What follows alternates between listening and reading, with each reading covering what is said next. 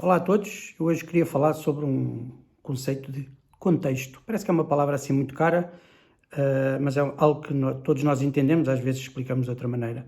O que é um contexto? Um contexto é extremamente importante em qualquer debate, porque basicamente o contexto é nós colocarmos na pele ou no lugar ou nas circunstâncias de um determinado tema que estamos a discutir.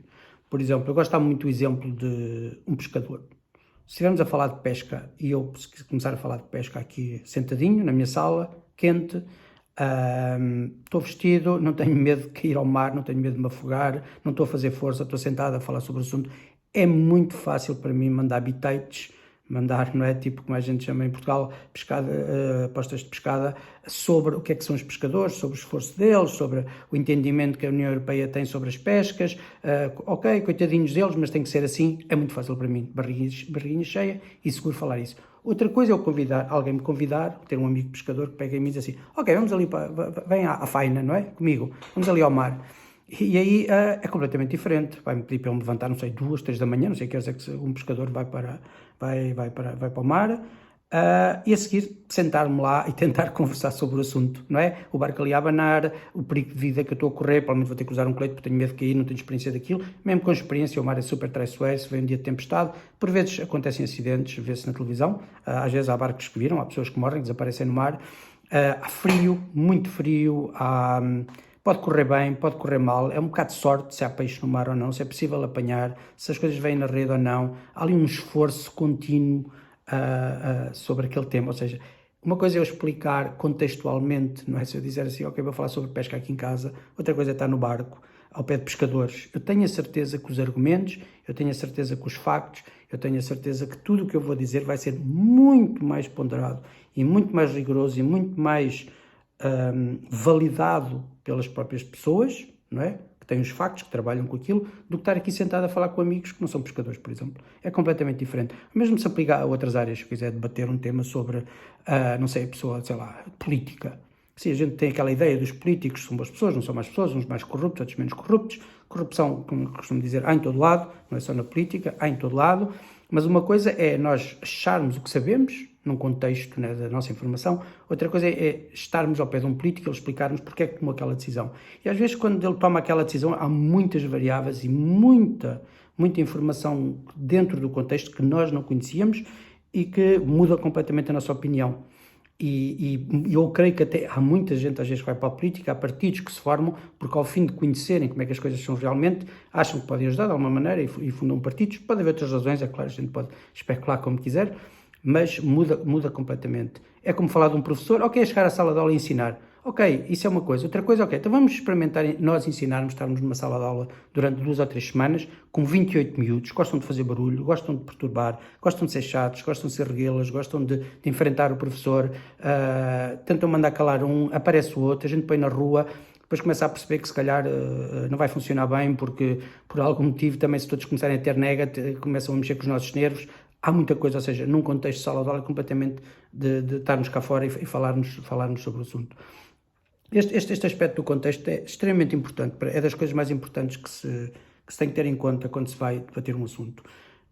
Um bocadinho de encontro, eu resolvi fazer este vídeo principalmente por causa de um vídeo que eu coloquei ontem sobre religião e ciência.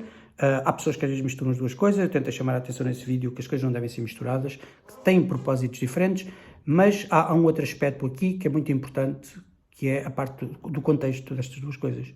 Se a gente olhar para a ciência, o que é que a ciência contextualiza? Ou seja, qual é a ideia da ciência? É explicar o mundo, explicar o universo. E a sua grande utilidade é fazer da nossa vida melhor. Se a gente entender melhor o mundo, conseguimos criar melhores ferramentas, melhores condições, melhores explicações, melhores medicamentos, tudo para nós, seres humanos, sentirmos melhores a cada dia que passa e melhorarmos a nossa vida. Sempre foi esse o objetivo da ciência. Se está a ser conseguido ou não é discutível, mas é esse o grande objetivo.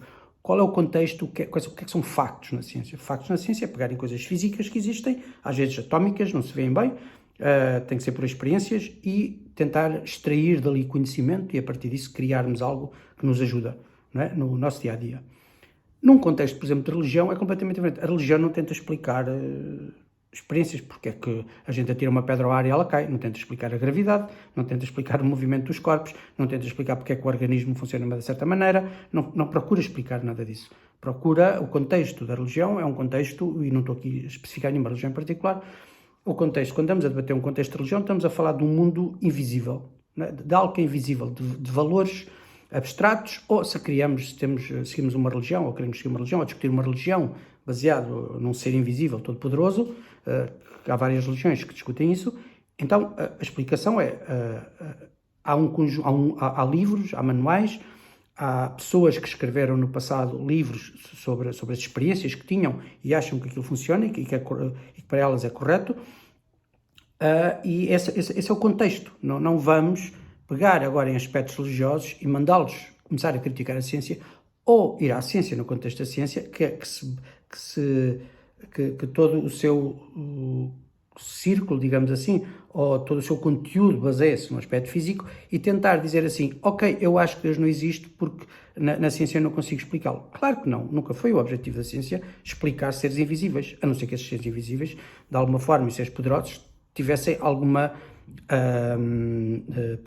personificação física, ou de alguma forma houvesse uma intervenção física no mundo que pudesse depois ser explicado pela ciência, ou pelo menos explicado uma certa interrupção na ciência, não é? Se um ser invisível visita o mundo físico, de alguma forma tem que haver ali temporariamente algo diferente e depois volta à normalidade, não é? Ou seja, a ciência explica as coisas físicas, a religião explica as coisas que não se veem, que estão num outro reino, num outro plano.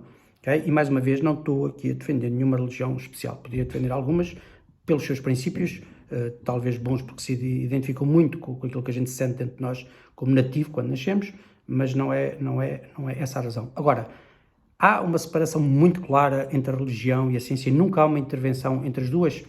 Isso talvez seja um pouco mais discutível, porque de um ponto de vista da religião, por vezes há determinados princípios a dizer que quando são seguidos, de alguma forma altera a nossa vida física. Ou seja, há coisas que melhoram no mundo em que estamos. E basicamente essa é uma das coisas que para mim é crucial quando eu tento validar uma religião. Ou seja, a religião fala de seres invisíveis, ou de um ser todo-poderoso, ou de vários seres poderosos, como por exemplo na religião indiana, se não falha a memória, e que de alguma forma devem ter um benefício para nós físico, porque senão, qual é a ideia de seguir, não é? Não podemos, dizer que acredito num Deus super poderoso que gosta de mim e depois a minha vida é uma completa infelicidade. Alguma coisa aí não está bem, quer dizer que não há uma correspondência, não é, espiritual e física. E nesses aspectos, não é? Nessa intervenção, essas coisas têm que ser validadas.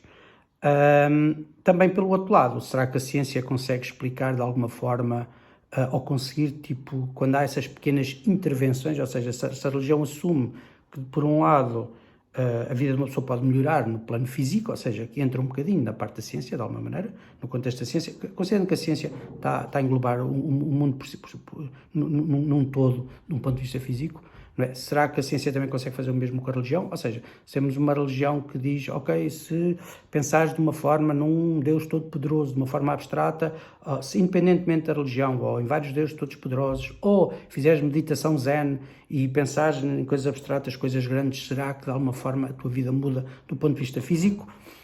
Curiosamente, eu, por exemplo, tenho aqui um livro, coloquei aqui de propósito, lembrei-me quando vinha falar sobre isto, que este senhor aqui... Aqui, basicamente, chama-se Como Deus Muda a Tua Mente. Curiosamente, este Deus que fala aqui é um Deus abstrato, não é um Deus de uma religião específica, é escrito por 2 neurocientistas. O livro em si chama-se How God Changed Your Brain. Em inglês é Breakthrough Findings from a Leading Neuroscientist, e é de 2 senhores, um é Andrew Newberg, se alguém quiser depois eu posso dar a referência deste livro, e o outro é o Mark Robert Waldman. Um deles é uma pessoa crente, não vou esconder isso, o outro não é. O livro basicamente fala um pouco, e eu achei muito interessante, do ponto de vista da neurociência, o quão uma crença de uma pessoa pode afetar a vida física dela. E conseguiu, através de várias experiências com pessoas, experiências em yoga, experiências em religiões, experiências em vários tipos de denominações, umas baseadas em Deus, outras não. Aqui a palavra Deus quer dizer do ponto de vista abstrato no nosso cérebro, e basicamente conseguiu provar que a vida da pessoa literalmente melhora, o cérebro expande-se e fica muito melhor. O facto da pessoa ter esse tipo de pensamento não é o facto de acreditar numa religião, é o facto de acreditar numa entidade superior, ou seja lá isso que for abstrato, porque não tem que ser uma entidade que existe, uma entidade daqueles exercícios que as pessoas fazem e que agora chamam-se mindfulness e coisas do género. E o livro, tenho até 2 livros sobre este para mim é um dos mais interessantes que eu li, e basicamente consegue de alguma forma misturar este conceito, ou seja, se eu partir de um ponto de vista mais religioso, do conceito da religião, será que isso afeta a parte da ciência? Sim, afeta. Agora, isto invalida o contexto? Não, eu continuo com o mesmo contexto, eu continuo cientificamente, com o livro que está aqui, basicamente consegui mostrar que, do ponto de vista da ciência, isto funciona. Eu não estou a explicar a religião, com este caso, continua a ser um contexto, eu uso factos para isso, e este livro tenta provar que há realmente uma determinada influência, mas não invalida a religião, nem vai contra, nem vai a favor, apenas diz que as pessoas que se portam desta maneira e têm este tipo de pensamentos, este tipo de atividades, de fechar os olhos, de pensar em Deus, ou de pensar na natureza, ou de pensar numa grandeza grande, num espírito gigante, universal, que realmente melhora a saúde delas. E o mesmo se aplica de alguma forma à religião. Por exemplo, muitas religiões explicam o bem que nós temos que dar com os animais, o bem que temos que dar com as pessoas, e há uma repercussão física no mundo sobre esse bem-estar. Ou seja, há essas ligações entre eles, mas em momento algum não é válido ou correto a ciência tentar explicar de seres invisíveis, não é? Nem de alguma forma a religião, começar a tentar explicar as experiências físicas. Podia haver-se aqui o debate se há realmente uma religião que criou o mundo e tem suas coisas. Ainda assim, nesse aspecto, mesmo tendo havido um Deus que tivesse criado o mundo continua com os seus factos, com o seu contexto, com as suas regras de física, que não são violadas, a não ser que esse ser, por algum motivo, quer intervir temporariamente nessas leis. Mas o mundo não altera isso, nem neste caso seria possível pegar na religião e contrariar a ciência, porque contrariar a ciência criaria um paradoxo em que dizia, então esse Deus criou o mundo e agora eu vou contra a ciência que ele próprio criou? Quer dizer, não faz muito sentido. Por isso o que eu quero deixar aqui em sumário, espero que não tenha sido muito confuso, mas gostava que vocês pensassem nisso e comentassem e estivessem abertos. Algumas pessoas já comentaram os vídeos que eu faço. Eu gosto desse debate, porque ajuda-me também a ser melhor e a ver pontos de vista que talvez não tenha reparado antes.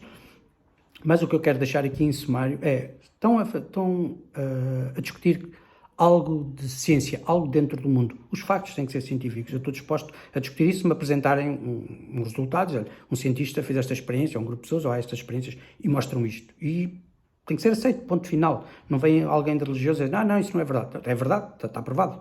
Não há para onde fugir, não é? Mas agora, quando se está a debater a parte da religião, quer dizer, não vamos agora tentar mandar-nos para cima das coisas da ciência e dizer mentira, porque isso cria paradoxos, porque se a religião tenta explicar o mundo, como é que a ciência o contraria? Quer dizer, não faz assim muito sentido. Ok, quando estiveres a falar de religião, pegamos naquilo que é importante. Quais são os livros dessa religião? É cristã? Então, os teus factos têm que vir da Bíblia. É muçulmana? Tem que vir do Corão. É da Índia? Tem que vir do livro deles. É de Buda? Tem que vir dos livros ou dos escritos deles, Zen, seja o que for. Tem que vir sempre dessa fonte. Não se vai discutir o cristianismo com o livro de física. Não faz muito sentido. Não é? Nem se critica o livro de física com o cristianismo, ou com o hinduísmo, ou com o muçulmano, ou com o Zen. Não faz sentido. Porque é quase, e aqui em tom um pouco de anedota, eu não gosto de falar assim, mas é verdade, é quase como quando alguém chega ao pé de mim e diz, eu não acredito em Deus, e agora vou-te apresentar factos. Eu assim, mas se não acreditas, vais apresentar factos do quê? Como factos que científicos estás a dizer que não acreditas num ser que não vês porque está num mundo, num outro plano. Mas a ciência não explica os outros planos. Só explica o plano onde a gente está. Ou seja, o facto vai ficar ali. Porque eu normalmente olho para essa pessoa e às vezes digo-lhe, tu queres debater Deus, quer dizer, se não acreditas, é a mesma coisa que vis debater comigo o quê? Tipo o super-homem, o homem invisível, se calhar o homem invisível, porque não se vê, e se ele nunca se mexer, tu nunca sabes se ele existe ou não. Quer dizer, acaba por ser super irónico e super curioso. É muito importante o contexto para se estabelecer aquilo que é chamado uma honestidade intelectual ou um pensamento crítico sobre algo. Quando discutir ciência, factos da ciência. Querem discutir religião, factos da religião. Um dá factos como nós vivemos no mundo, o outro, como eu falei num outro vídeo, dá-nos valores, que a ciência dificilmente consegue dar. Embora fui desafiado por um colega meu para criar um vídeo sobre isso, e estou disposto a receber feedback de toda a gente, ou até input. Tem alguns livros sobre isso, como por exemplo este, não é? Em que por vezes, se calhar, não é? Do tipo, será que é possível criar ética sem a religião e ser uma ética universal que funciona bem para toda a gente? Mas a pergunta que eu deixo é, Como é que nós sabemos que isso é bom? Não é? Como é que a gente sabe que isso é bom? Ok, obrigado. Até a próxima.